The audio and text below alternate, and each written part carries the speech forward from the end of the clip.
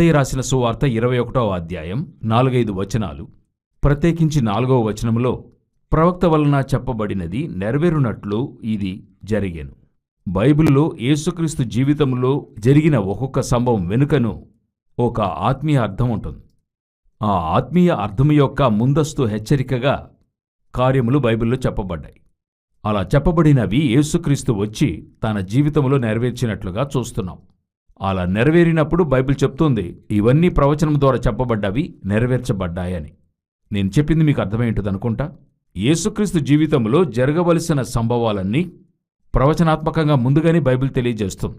అంటే ఆయన పుట్టుక నుండి, ఆయన పుట్టినప్పుడు ఒక నక్షత్రం వస్తుంది, దానిని ఆ బిలాము ప్రవచనముగా తెలియజేస్తాడు.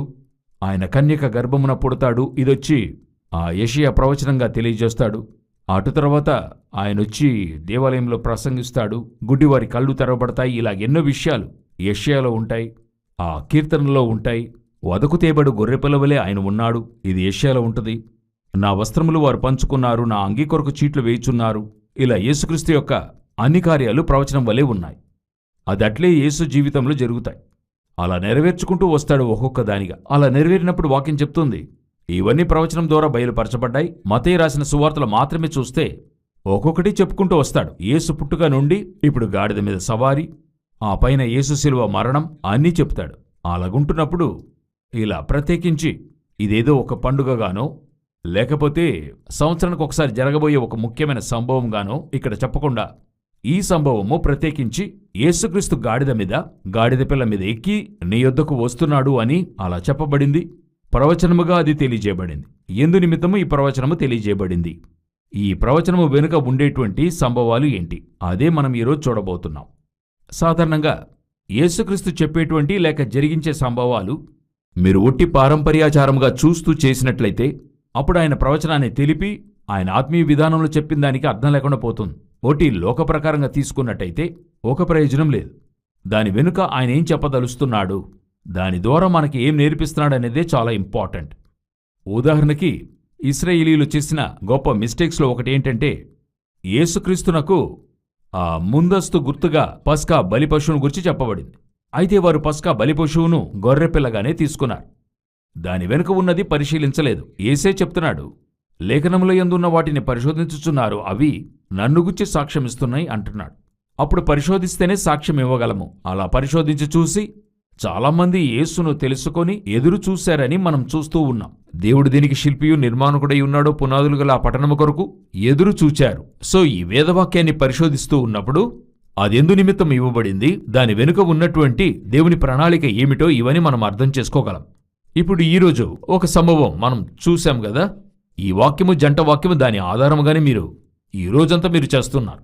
అప్పుడు ఈ వాక్యం ఏం చెప్తుంది, ప్రవక్త వల్ల ప్రవచించబడింది నెరవేరుటకు ఇవన్నీ జరిగాయి అని ఉంది. ఇది ఎక్కడ ప్రవచించబడింది అని చూస్తే జకర్యా 9వ అధ్యాయంలో ఇది చెప్పబడుతుంది. యేసుక్రీస్తు గాడిదను గాడిద పిల్లను ఎక్కి నీ యొద్దకు వచ్చుచున్నాడని 9వ అధ్యాయం 9వ వచనంలో రాయబడి ఉంటుంది. ఆయన వచ్చిన ఉద్దేశము ఏంటి, అదే చాలా ఇంపార్టెంట్. ఆయన వచ్చిన ఉద్దేశం ఏంటని చూస్తే తను రాజుగా ప్రజలకి ప్రకటించడానికి వచ్చాడు అనేది చూస్తున్నాం. అంతవరకు యేసు బహిరంగంగా తను రాజుగా ప్రకటించుకోలేదు, అప్పుడే రాజుగా బహిరంగంగా ప్రకటించబడుతున్నాడు. అదే దేవుని ప్రణాళికగా ఉంది. దానిని దేవుడు ప్రొపగండ చేయడానికి లేక బయలుపరచడానికి నేనే ఈ లోకానికి రాజు, ఇశ్రాయేలు నుండి వచ్చాను, యెరూషలేములో ప్రవేశిస్తున్నా అనేది యేసు చూపుతున్నాడు. ఆ సమూహంలో ఉన్న కొందరు పరిసయ్యులు నీ శిష్యులను గద్దించమంటారు. అందుకు యేసు వారిని చూసి వీరు ఊరుకుండిన ఎడ్ల ఈ రాళ్లు కేకలు వేస్తే అని వారితో చెప్తాడు. కాబట్టి ఆ కార్యాన్ని అక్సెప్ట్ చేస్తున్నాడు, ఆ విధంగానే చెయ్యాలని చెప్పి. సో మొదటిగా యేసుక్రీస్తు ఈ విషయం చేయడానికి అయిన ఉద్దేశం తానొక రాజునని లోకానికి ప్రకటించడానికి లేక దాన్ని బహిర్గతంగా చెప్పడానికి. వాక్యం అంటుంది యెరూషలేం పట్టణస్థులు ఈయన ఎవరో అని కలవరపడ్డారు. జనసమూహము ఈయన గలిలయలోని నజరేతువాడగు ప్రవక్త అయిన యేసు అని చెప్తారు. సో ఈ లోకంలో ఉన్న జనసమూహానికి యేసు ఎవరని చెప్పడానికైనా ఒక అవకాశమే లేక దాని గుర్తింపే ఒక గాడిదను దాని పిల్లను మీకు ఇంకా స్పష్టంగా తెలియజేయాలంటే ఈ మట్టలాదివారము లేక పామ్ సండే యొక్క ఉద్దేశం ఏంటంటే యేసుని మొట్టమొదటిగా రాజుగా ఈ లోకానికి ప్రకటించటం. రెండవది ఈ జకర్యా పుస్తకము 9వ అధ్యాయంలో యేసుక్రీస్తు ఎందుకు రాజుగా ఆ గాడిద మీద కూర్చుని లోనికి ప్రవేశిస్తున్నాడంటే ఆ 11వ వచనాన్ని చదవండి. జకరియా 9:11లో, మరియు నీవు చేసిన నిబంధన రక్తమును బట్టి తాము పడిన నీరులేని గోతిలో నుండి చెరపట్టబడిన నీ వారిని, బాగా గమనించండి, నీవు చేసిన నిబంధన రక్తమును బట్టి యేసు పట్టణములో ప్రవేశించేప్పుడు ఏర్పడే సంభవాన్ని వాక్యం చెప్తుంది. నీవు చేసిన నిబంధన రక్తమును బట్టి తాము పడిన నీరులేని గోతిలో నుండి చెరపట్టబడిన నీ వారిని. ఎవరు ఈ నీరులేని గోతిలో చెరపట్టబడినవారు అని మీరు చూసినట్లయితే మీ అందరికీ తెలిసిన సంభవము బైబిల్లో ఉంది. అబ్రహాము లాజరు సంభవం. లాజరు అబ్రహాం రొమ్మున ఆనుకుంటాడు. అక్కడొక ధనవంతుడు పాతాళములో బాధపడుతుంటాడు. పై పాతాళములో అబ్రహాం ఉంటాడు. ఇప్పుడు వీరిద్దరికి మధ్య ఒక అగాధం ఉంది. అక్కడ కాన్వర్సేషన్ జరుగుతుంది. ఆ కాన్వర్సేషన్లో అక్కడ ధనవంతుడు అబ్రహాంను చూసి ఒక ప్రశ్న అడుగుతున్నాడు. లాజరు యొక్క వ్రేలి కొనతో నాకేమి ఇవ్వమంటున్నాడు? నీళ్లు ముంచి ఇవ్వమంటున్నాడు. అది నీరు లేని అగాధము అనేది చూస్తున్నాం. పాత నిబంధనలో యేసుక్రీస్తు వచ్చేంత వరకును పాత నిబంధన పరిశుద్ధులు అంతమంది కూడా పాత నిబంధనలో పై పాతాళము అనే స్థలానికి వెళ్లారు. యేసుక్రీస్తు మరణాంతరమే సమాధులు తెరవబడుతున్నాయి, పరిశుద్ధులు ఆగపడుతున్నారు, పునరుద్ధానమై ఆయనతో పరదైసునకు వెళ్లారు. దాని ముందర వరకును వారందరూ పాతాళానికి వెళ్లారు. అందుకే మరణానికి అధిపతి సాతానని మనం చెప్తున్నాం. ఎప్పటి వరకు? యేసుక్రీస్తు మరణాన్ని జయించేంత వరకు. అప్పటి వరకు వీళ్ళు ఎక్కడున్నారంటే పైపాతాళము, లోపాతాళము అనే స్థలంలోనే ఉండేవారు. అందువల్ల పాత నిబంధన పరిశుద్ధులు చెప్తున్నప్పుడు మనమిప్పుడు పరలోకం అని చెప్తున్నాం కదా, మరణిస్తే పరలోకానికి వెళ్తామని. పాత నిబంధనలో అలాగే చెప్పరు. ఇప్పుడు యాకోబు చెప్పేప్పుడు, నెరసిన వెంట్రుకలు గల నన్ను మృతుల లోకంలోనికి దిగిపోనట్టు చేయుదురు. కీర్తనకారుడు అంటాడు, నేను పాతాళమందు పండుకొనినను నీవు అక్కడ ఉన్నావు. యోబు చెప్తూ పాతాళం నాకు ఇల్లు అను ఆశయే అని అంటున్నాడు. అప్పుడు అందరూ పాతాళమని మాటే చెప్తున్నారు. ఏంటి కారణమంటే వారికి ఆనాడు ఒక ఆత్మీయ అవగాహన ఉండింది. ఒక బయలుబాటు, మనం పాతాళానికి వెళ్ళబోతున్నాం అనేటువంటిది. ఈరోజు మన కేసు వచ్చినందువల్ల పరలోకానికి వెళ్తున్నాం అని ఉంది. సో ఆ పాతాళములో ఉన్న, లోపాతాళములో ఉన్న వారిని గూర్చే మనం, ఈ ధనవంతుడు, దుర్మార్గులు దేవుని తెలుసుకొని అంగీకరించని వారు. వాక్యం చెప్తుంది.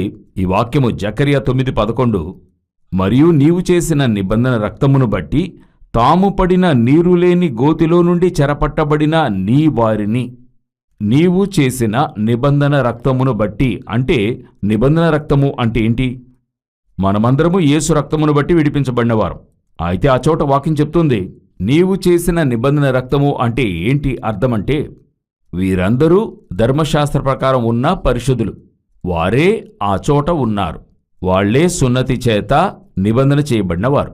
సో నీవు చేసిన నిబంధన రక్తమును బట్టి విడిపించేదను అంటే ఏంటి అర్థము? ఈ ఊరేగింపులో ఆయన గాడిద మీద ఆయన యెరూషలేములోనికి రావడానికి మొదటి కారణం ఏంటంటే, అక్కడున్న ప్రజలను, పాతాళంలో ఉన్నవారిని, ధర్మశాస్త్రానుసారంగా సరిగ్గా ఉన్నవారిని విడిపించడానికి యేసు వస్తున్నాడు. ఇదే మొదటిగా ఆ ఊరేగింపు యొక్క, లేకపోతే ఆ గాడిదను, గాడిద పిల్లను ఎక్కి వచ్చినందుకైన ఉద్దేశం. అప్పుడు ఈ ఊరేగింపు ఎందుకోసం? ఇప్పుడు మనం ఎందుకు చేస్తున్నాం? ఇప్పుడు మనము ఇదొక సంవత్సరానికి ఒకసారి వచ్చే పండుగగా చూస్తున్నాము, లేక ఇది ఒక ఆచారంగా చేస్తున్నాం? అయితే బైబిల్ ప్రకారంగా ప్రవక్త చేత బయలుపరచబడింది నెరవేరున్నట్లుగా ఎక్కడ చెప్పబడింది? జకరియా 9లో.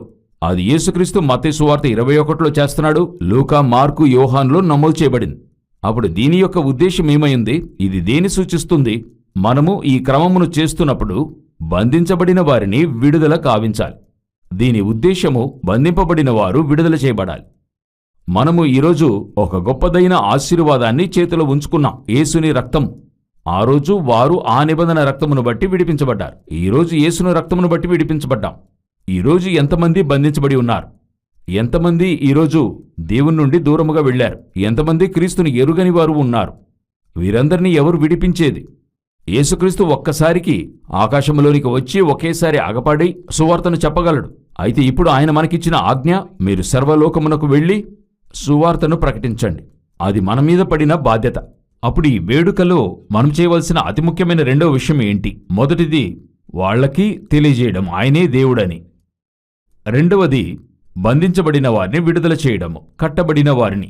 మీరు చూసినట్లయితే ఎహెజ్కేలు 34వ అధ్యాయంలో దేవుడు చెప్తాడు, పలు విధాలైన గొర్రెలున్నాయి, ఒక్కొక్క గొర్రెను ఒక్కొక్క విధంగా స్వస్థపరచాలి. బలహీనమైనవి, రోగముగలవి, తరువాత గాయపడినవి, తోలివేసినవి అని చెప్తాడు. ఇవన్నీ దేన్నంటే ఆత్మలను సూచిస్తున్నాయి.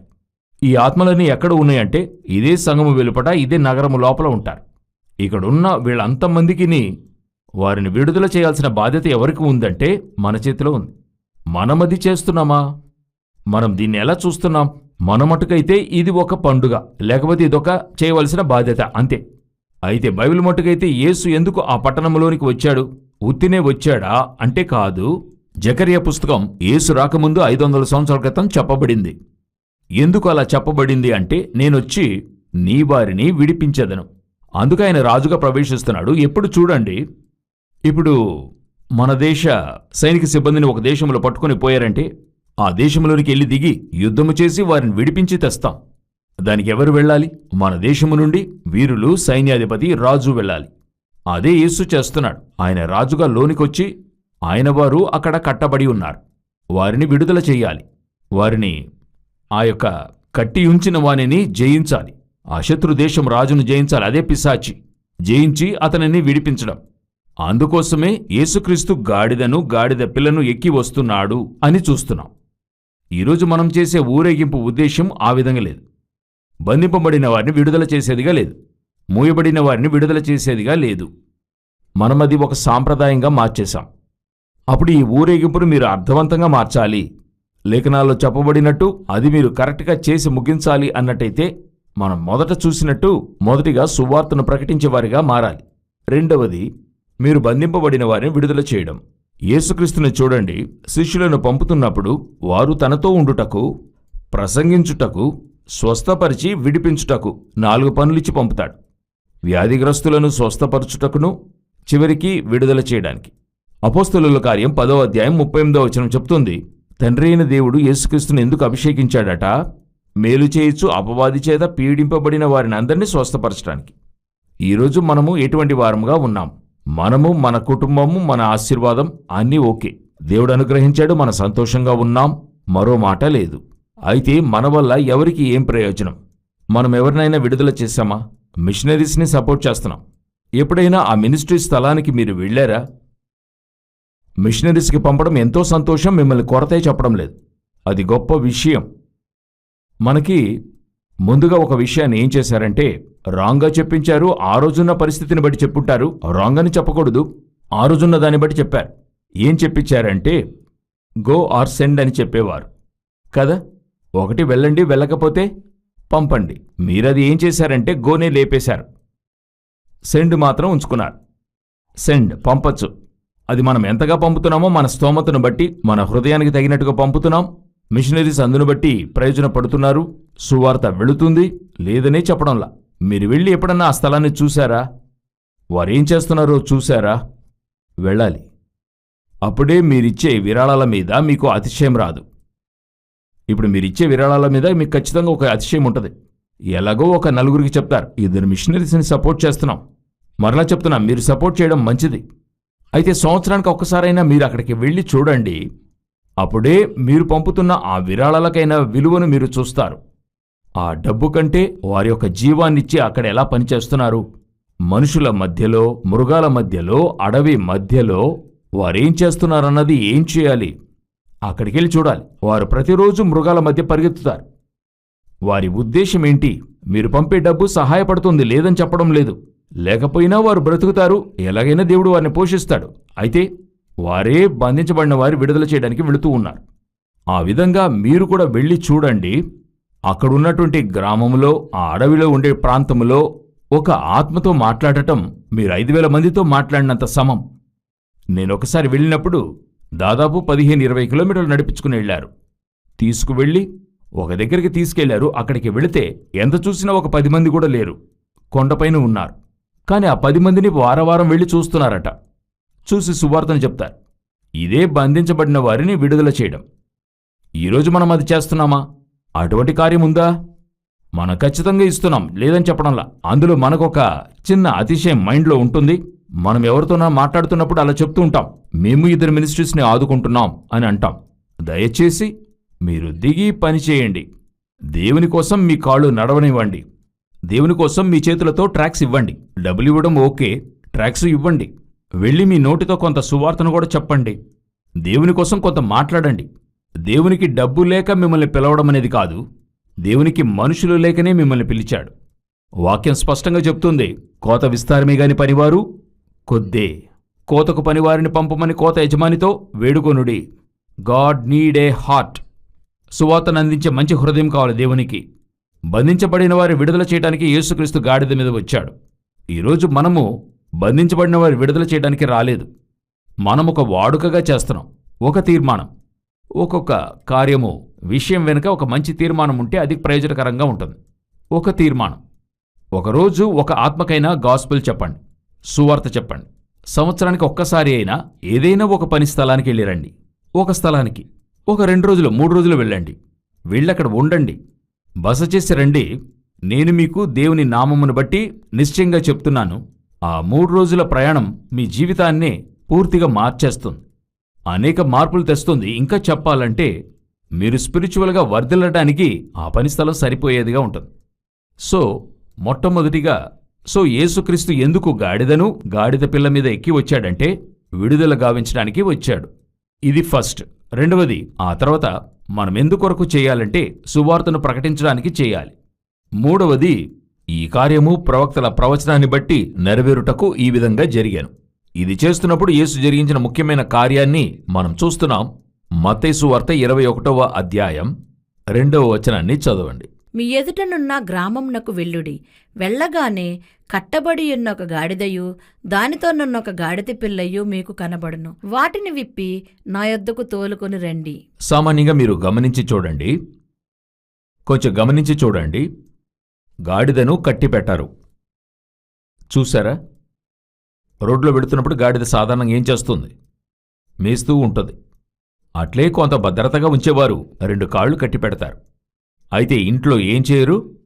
కట్టిపెట్టరు అస్సలు. కట్టి ఉంచే గాడిద ఏదో తెలుసా?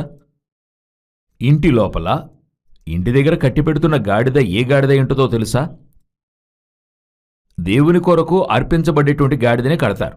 ఏది దేవుని కొరకు ఇస్తారంటే, ధర్మశాస్త్ర ప్రకారంగా అన్ని జ్యేష్ఠత్వములోనూ మొదటిది జ్యేష్ఠత్వముని ఎవరికివ్వాలి?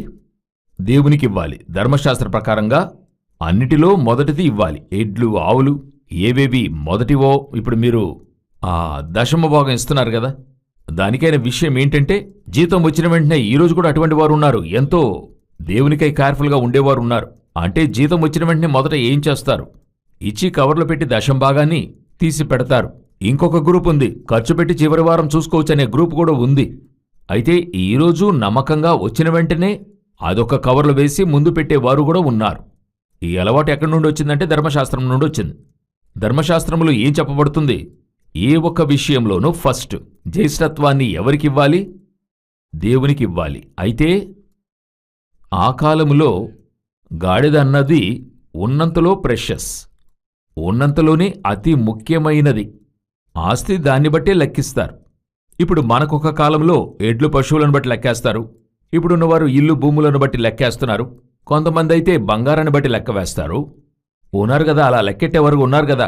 ఆయా కాలానికి ఆ విధంగా లెక్కేసేవారు ఉన్నారు కదా. అదేవిధంగా పాత నిబంధన కాలంలో గాడిదను బట్టి లెక్కేసేవారు. మీరు గమనిస్తే తెలుస్తుంది. సౌలు ఒక గాడిద కనపడకుండా పోయిందని ఏం చేశాడు? ఒక్కొక్క ఊరుగా వెళ్ళాడట. అన్ని ఊర్లు వెతికాడు. ఈరోజు గాడిద కనపడలేదంటే వెతుకుతామా? ఒక గాడిద కోసం ఆ రోజు అతడు ఏం చేశాడు? ఒక్కొక్క ఊరు వెతికాడట. ఆ స్థాయికి ఇప్పుడు యోబును గురించి చెప్పేప్పుడు గాడిదను లెక్క కట్టేవారట. ఇన్ని గాడిదలు తన దగ్గర ఉన్నాయి.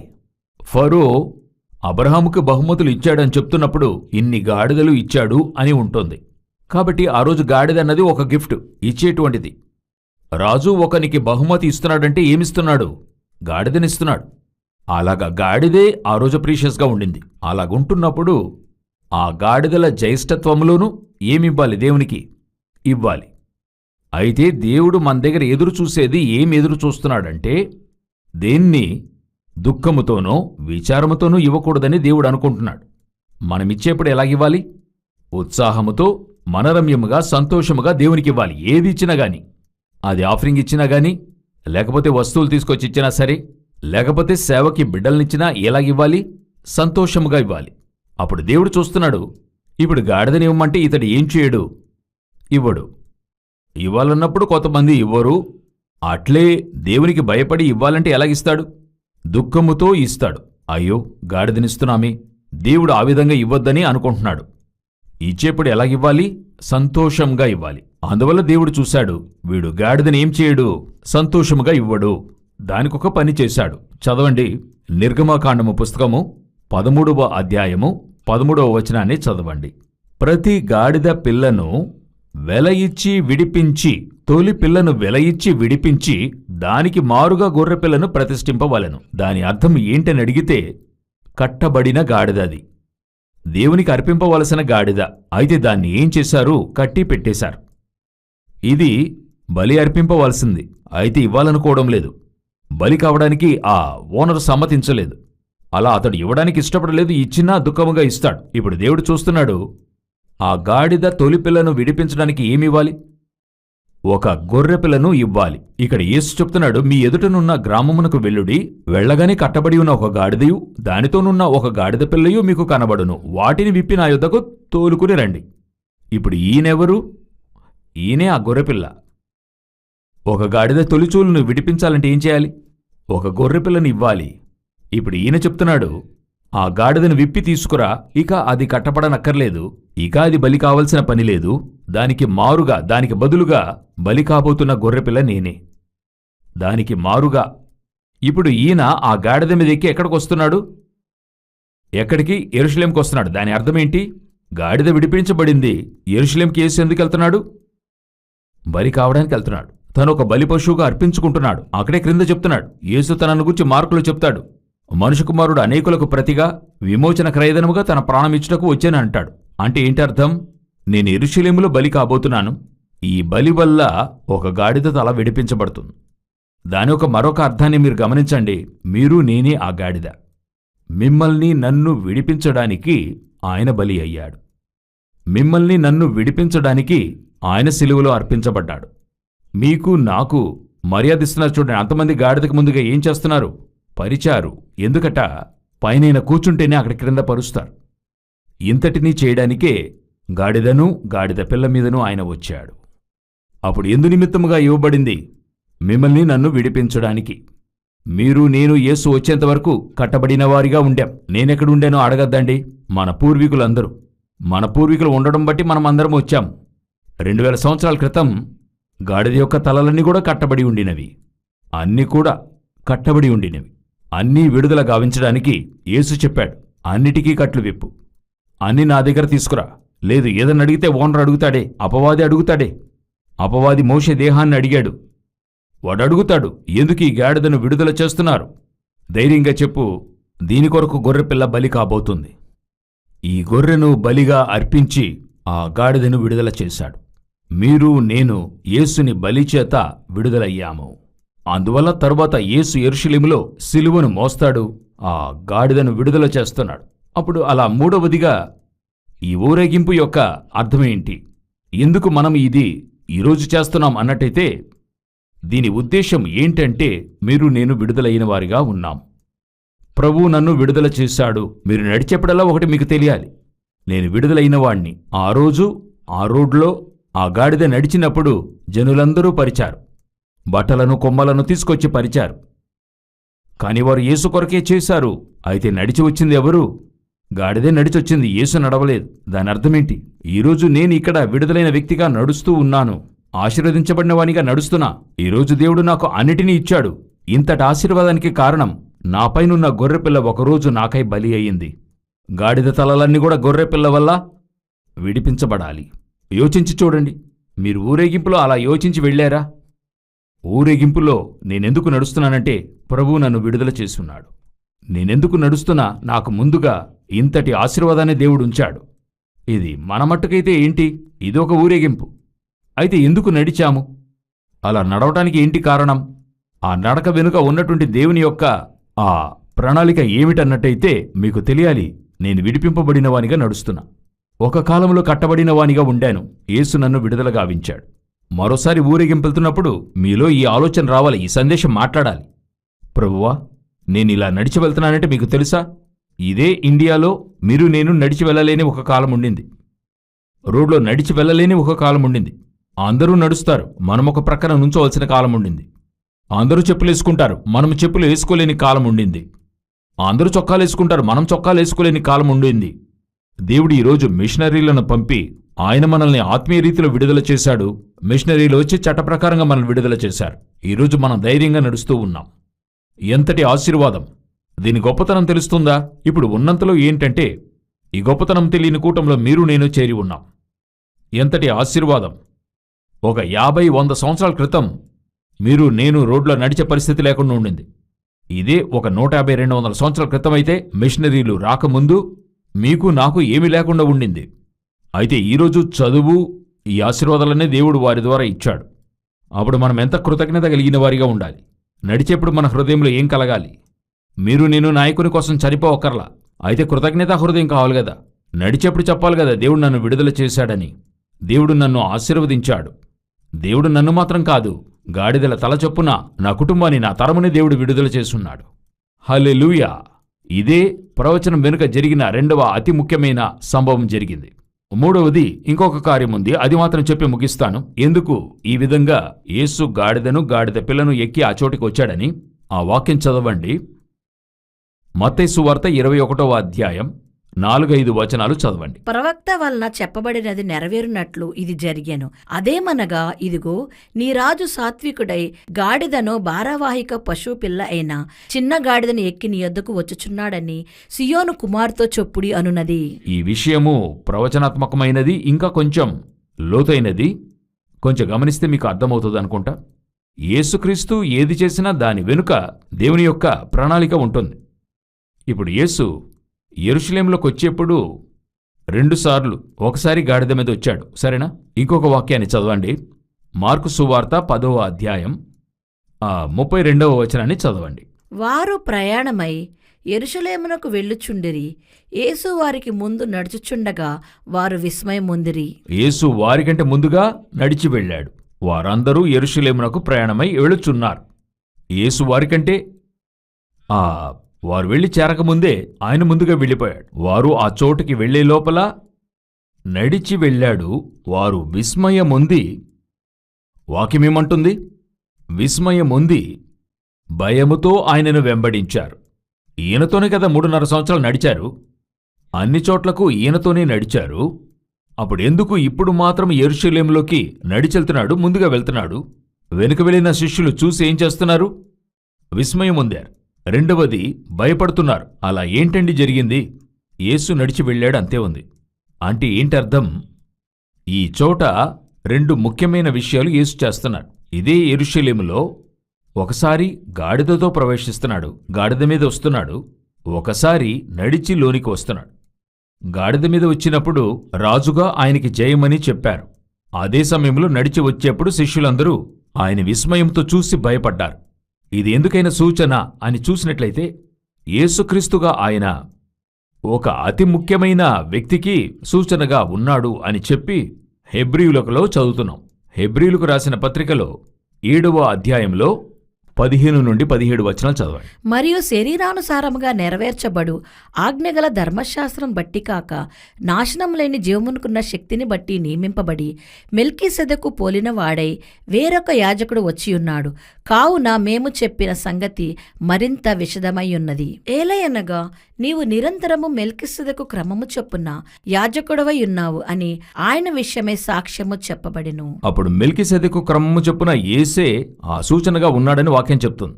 మెల్కీసెదెకు అన్నందుకు 2 అర్థాలు. అదే అధ్యాయం 2వ వచనం చదవండి.